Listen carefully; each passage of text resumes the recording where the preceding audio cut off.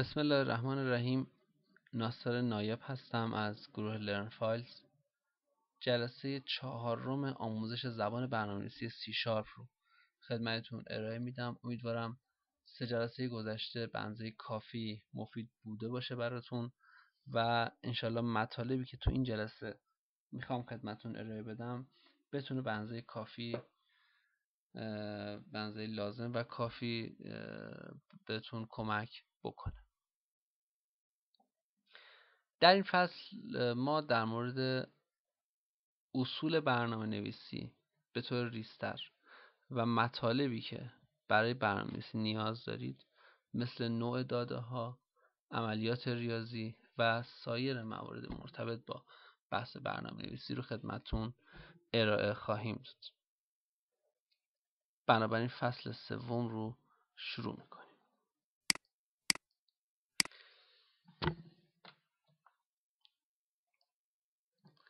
یکی از آیتم هایی که خیلی برنامه نویس باش سر و کار داره و خیلی ازش استفاده میکنه استفاده از متغیر هست. اولین نوع متغیری که ما در موردش صحبت میکنیم و باش کار خواهیم کرد متغیری است از نوع اینتجر. دقت کنید، من اینجا یک دونه تکست باکس به صفحه اضافه میکنم، یک تکست باکس دیگه هم اینجا قرار میدم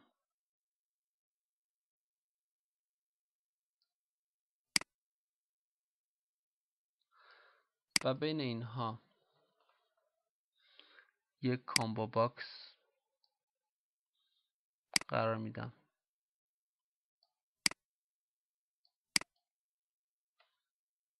حالا این سه تا کنترل رو بخوایم اگه دقیقاً در کنار هم و در راستای هم باشه کافی هر سه رو با هم انتخاب کنم و این دکمه مرتب سازی رو مثلا الاین میدلز رو بزنم تا همه در یک راستا بیان قرار بگیرن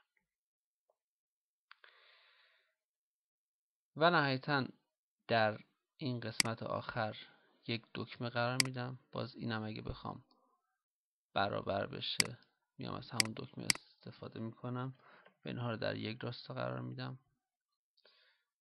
این دکمه رو یه مقدار کوچکتر میکنم، مقدارش رو مساوی تایپ میکنم. این کامبو باکسی که اینجا هست رو چند تا آیتم براش تعریف میکنم. به عنوان مثال به اضافه، منها، ضرب و تقسیم. این اوکی میکنم. یک لیبل هم در این قسمت انتهایی قرار میدم.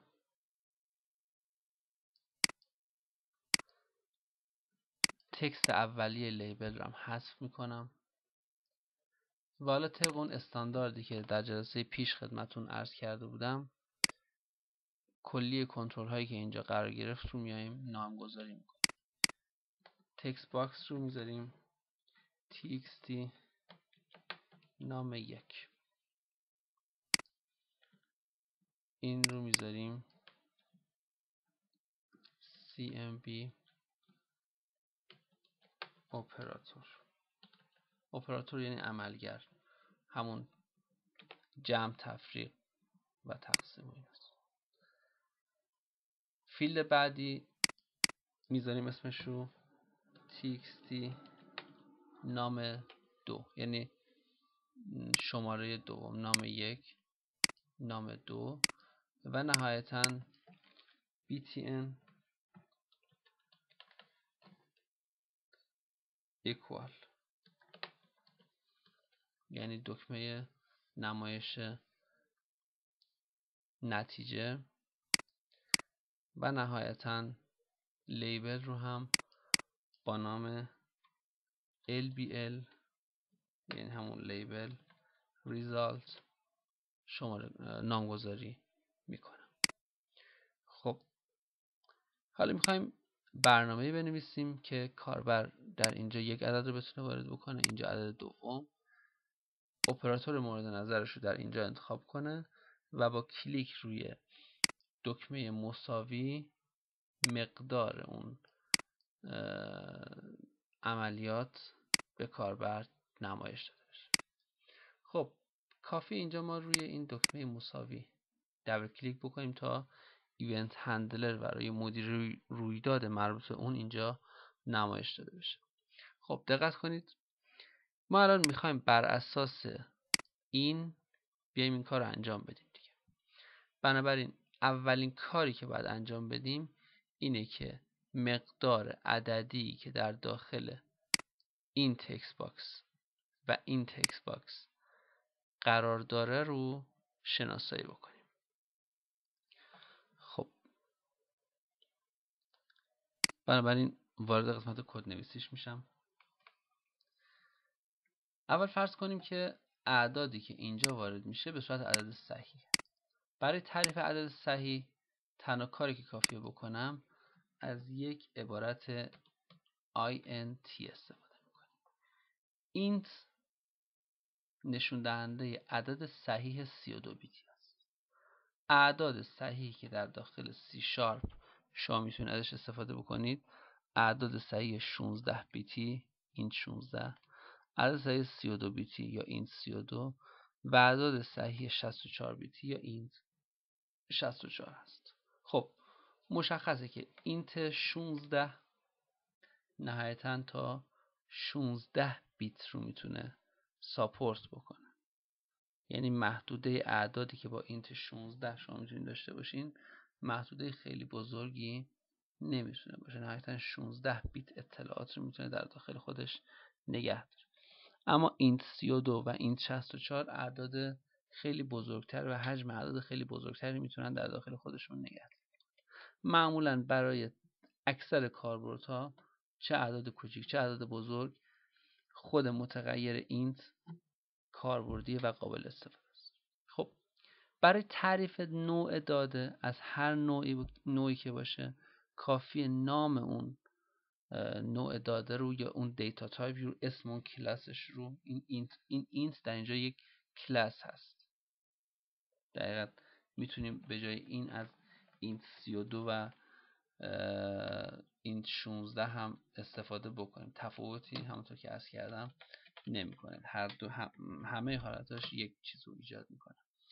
بنابراین کافیه در ابتدا اون کلمه کلیدی یا اون اسم کلاس رو قرار بدیم و بعد اسم متغیری که میخوایم داشته باشیم. به عنوان مثال اینجا من میخوام اسم متغیری که برای عدد اولم در حقیقت هست رو اینجا بیام قرار بدم. می‌نویسم اینت نام 1 مساویه. خب اینجا دقت کنید، میخوام عددی که کاربر در داخل این تایپ کرده رو تبدیلش کنم به اون مقدار اینتجر. نکته ای که هست اینه که خروجی تکست باکس یعنی مقدار فیلد تکست باکس همونطور که اینجا مشاهده می‌کنید، ببینید این تکست باکس یک دات تکست، شما روی تکست اگه نگه دارید می‌نویسه استرینگ، یعنی خروجی این تکست باکس مقدار تکستش حتما استرینگه. بنابراین ما نمیتونیم اون رو مساوی قرار بدیم با تکست. ببینید اگر این کارو بکنیم، یعنی بنویسیم اینت نام 1 مساوی با تکست 1 دات تکست باکس 1 دات تکست، بلافاصله به شما یه پیغام خطا میده. یعنی زیر این تکست باکس یک تو خط دار میکنه و توی خطاش هم دقیقا نوشته cannot implicitly convert type string to int، یعنی نوع استرینگ یا نوع رشته ای رو نمیتونه به نوع اینتجر تبدیل بکنه. خب این نشون دهنده اینه که ما باید قبل از اینکه این کار رو انجام بدیم و این مقدار متن رو بخوایم در داخل اینتجر قرار بدیم یک فعالیت دیگه هم انجام بدیم حتما. خب خود کلاس اینت 32 یک تابعی داره، یک متدی داره اصطلاحاً به نام پارس. پارس برای تبدیل انواع متغیرهای دیگه است به متغیر صحیح یا به عدد صحیح. بنابراین می‌نویسیم int 32.parse. ببینید اینجا باز تابع اون 4 تا اوورلود داره که یکی از این اوورلودها مستقیما استرینگ رو میاد میگیره. حالتهای مختلف هم داره که حالا ما فعلا فقط با همین حالت اولش کار میکنیم. استرینگ رو در داخل این آرگومان تابع قرار میدیم. الان میبینید که هیچ پیغام خطایی نداد. برای عدد دوممون هم دقیقا همین کار رو میایم انجام میدیم. یعنی یک متغیر تعریف میکنیم به نام int نام 2 مساوی با int 32.parse textbox 2.text. خب اینجا ما تکست باکس هایی که اینجا داریم رو شماره گذاری کردیم. اگه خاطرتون باشه اولش با txt بود. اینجا چون نمایش نمیده ادامهش یه کنترل اسپیس میزنم تا اون لیستش باز بشه. txt نام 1 و txt نام 2. بنابراین ما تا الان دو تا عدد به صورت صحیح، دو تا عدد صحیح رو اینجا داریم. کار بعدی که باید انجام بشه اینه که اینها رو با توجه به اپراتوری که کاربر انتخاب کرده بیایم روش اون عملیات مورد نظر رو انجام بدیم. پس وقتی دکمه مساوی کلیک میشه اول میاد اون اعداد رو میسازه. مرحله بعد تشخیص اپراتور هست. خب ما کافیه به سادگی از یک ایف استفاده بکنیم. اگر ببینید برای کامبو باکس ما گفتیم از CMB استفاده میکنیم. کامبوکس اپراتور دات selected index. ببینید ما وارد خصوصیت های کامبو باکسی که تعریف کرده بودیم شدیم، یعنی CMB اپراتور. و اینجا یک نقطه زدیم selected index. ایندکس چیه؟ ایندکس محل قرارگیری اون آیتم مورد نظر در اون لیست اپراتور.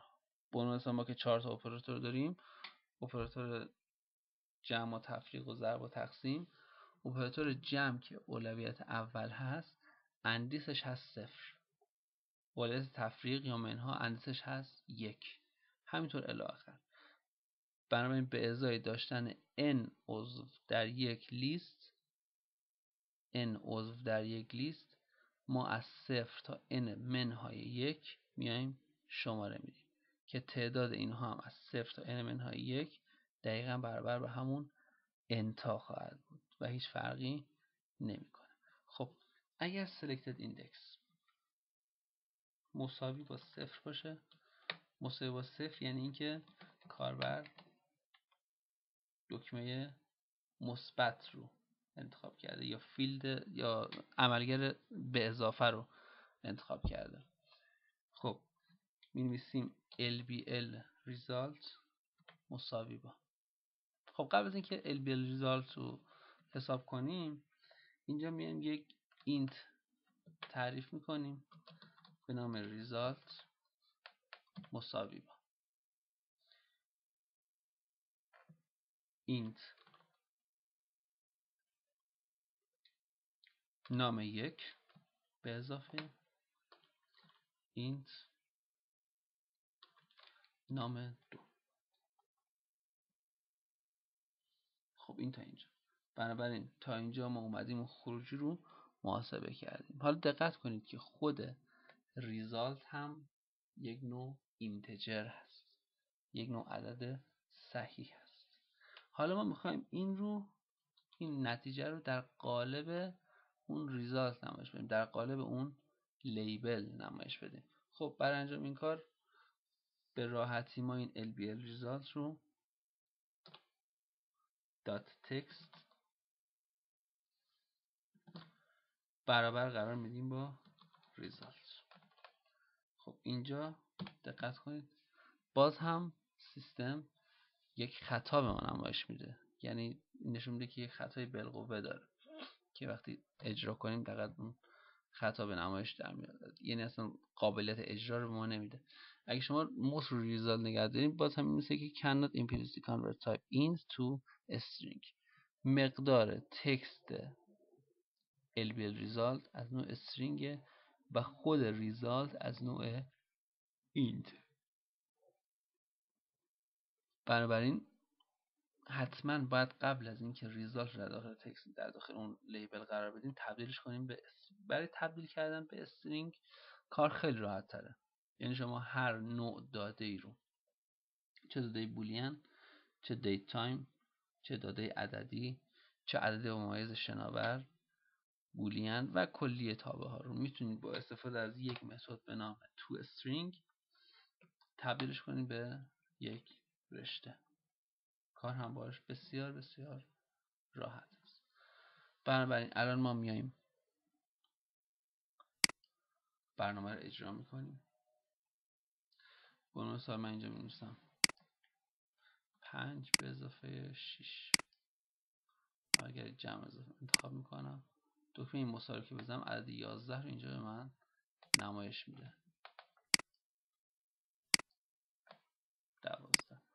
حالا اگر اپراتورهای دیگر رو بزنم هیچ اتفاقی نمیفته، به خاطر که برای بقیه هیچ تعریف نکردم. خب اینجا کافیه برای بقیه هم بیایم این کار رو بکنیم. برای منها به عنوان مثال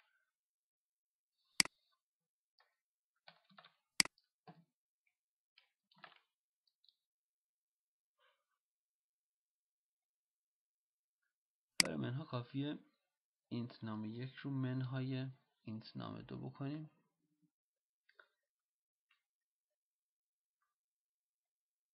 تا به این صورت نمایش داده بشه. خب اینجا هم یک نکته ای داره، cm operator dot selected indexش حتما باید بشه 1.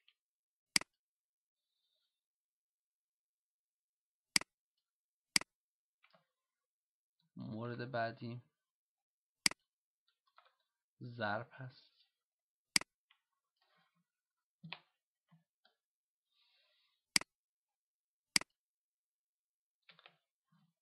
و نهایتا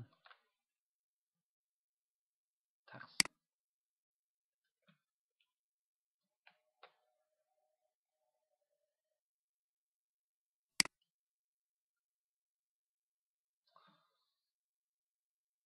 این اندیس ها رو هم درست میکنیم 0 1 2 و بالاخره 3.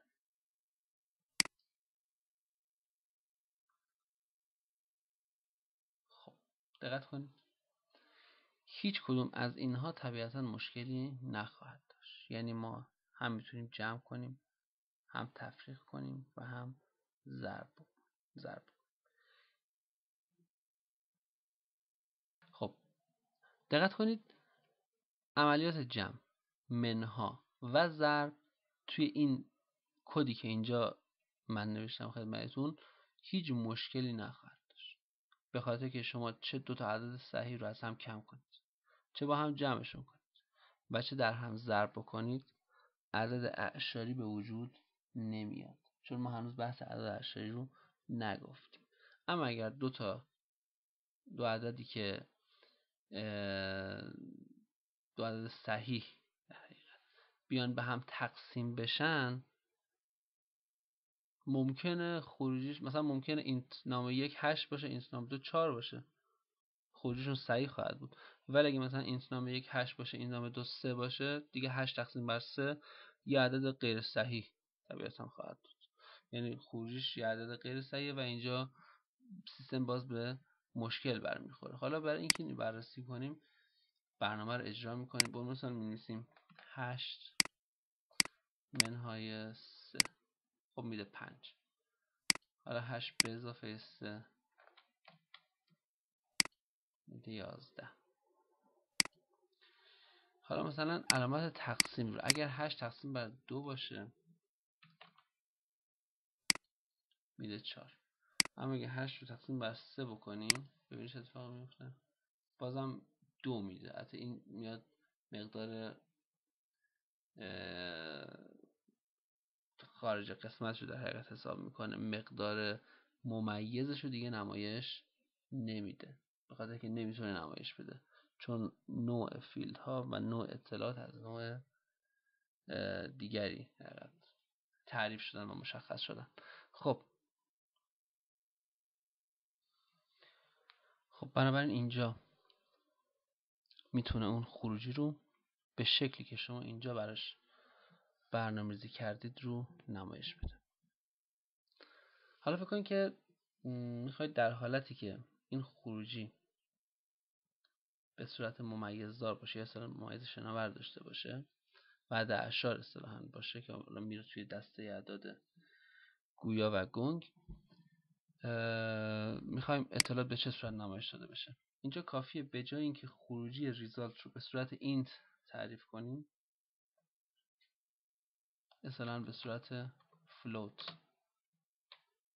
تبدیل کنیم. ببینید اینجا ما فلوت که تایپ میکنیم وقتی نمایش بدیم می‌نویسه که represent a single precision floating point number، یعنی تعریف یک عدد با ممیز شناور رو به ما میده.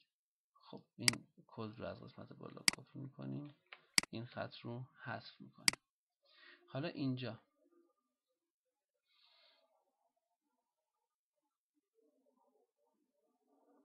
ببینید اسم متغیر رو هم ننوشتیم، float result،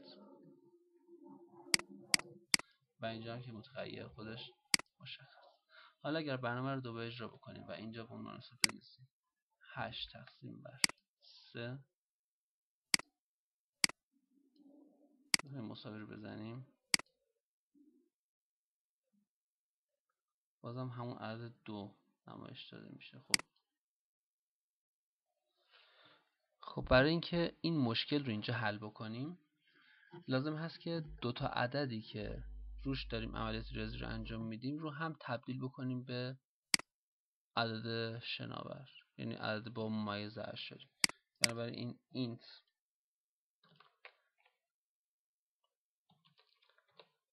اینت نام 1 اصطلاحاً و اینت نام 2 رو که اینجا تعریف کردیم تبدیلش میکنیم به دابل. اینجا هم به همین صورت دقت کنید، الان ما این نتیجه رو وقتی دو تا عدد دابل رو داریم با هم جمع میکنیم نمیتونیم خروجش به یک اینتجر تبدیل کنیم. طبیعی هم هست. میتونیم دو تا عدد اینتجر رو با هم جمع بکنیم خروجیش رو در یک متغیر دابل نگهداری بکنیم، به خاطر اینکه قاعدتا مجموعه اعداد حقیقی یک دسته اعداد بزرگیه و مثلا مجموعه اعداد صحیح یک زیر مجموعه از اعداد حقیقیه.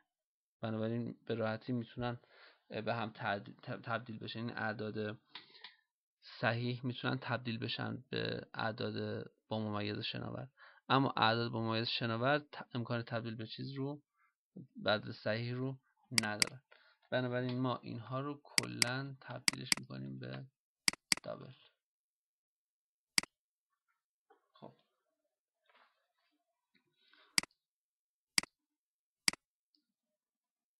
اینجا برنامه رو مجددا اجرا میکنیم. 8 تقسیم بر 3 دیگه خروجش به این صورت نمایش داده میشه. خب خیلی وقت هست که میتونیم این عملیات ریاضی رو خلاصه بکنیم یا خلاصه نویسی اصطلاحاً انجام بدیم. برای انجام خلاصه نویسی کافیه که این کارها رو به این صورت انجام ندیم. به عنوان مثال مثلا فرض کنید که اینجا یک عدد دیگه ای هم داشته باشیم که هر کدوم از اینها رو بخوایم به اضافه اون عدد بکنیم. مثلا تو این قسمت اولش نوشتیم دابل ریزالت مساوی با اینت نام 1 به اضافه اینت نام 2. به جای این من این خط رو می‌نویسم اینت نام 1 به اضافه مساوی با اینت نام این کد چیکار میکنه؟ این کد میاد مقدار اینت نام 1 رو هرچی هست به اضافه اینت نام 2 میکنه، در خود اینت نام 1 ذخیره میکنه. این یک نوع خلاصه نویسی. از اینجا در خروجیش دیگه حتما باید از اینت نام 1 بعد استفاده بکنه. ببینید مثلا 9 و 3 رو اگر هم جمع کنیم خروجیش میشه 12. این 12 اینجا دیگه در ریزالت نگهداری نشده. اگه این خط اصلا کلا پاک کردیم، این میاد به این صورت نگهداری میکندش. یعنی خروجی رو در همون اینت نام 1 میاد نگه میداره. اینت نام 1 به اضافه مساوی به اینت نام 2. برای منها، ضرب و تقسیم هم دقیقا به همین صورت میتونیم از این روش خلاصه سازی عملیات استفاده بکنیم. برای تفریق اگر نگاه کنید به همین صورت،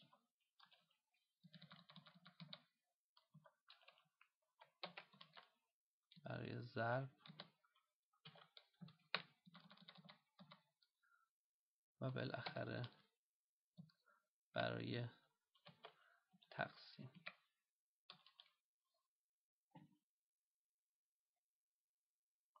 اینجا هم به جای ریزالت توی همه عبارت ها از اینت نام 1 میتونیم استفاده بکنیم.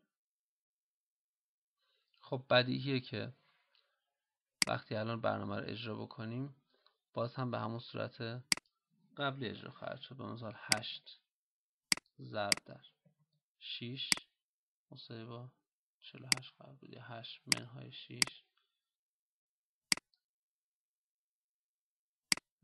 مقدار به اضافهش در داخلش احتمالاً اشتباه شده.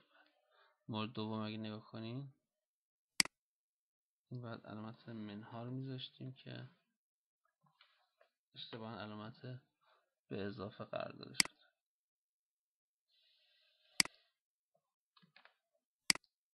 حالا این یه برنامه خیلی ساده است. حالا شما میتونید خودتون یک ماشین حساب خیلی پیشرفته تر و با امکانات خیلی بیشتری طراحی بکنید. خیلی ممنون از توجهتون. امیدوارم که مطالبی که اینجا باز خدمتتون عرض کردم مفید و فایده بوده باشه و بتونه بهتون کمک بکنه. موفق باشید. جلسه 4 اینجا به پایان میرسه. امیدوارم در جلسه آینده بتونم شما رو ملاقات کنم و مطالب بیشتری رو خدمتتون ارائه بکنم. خدا نگهدار.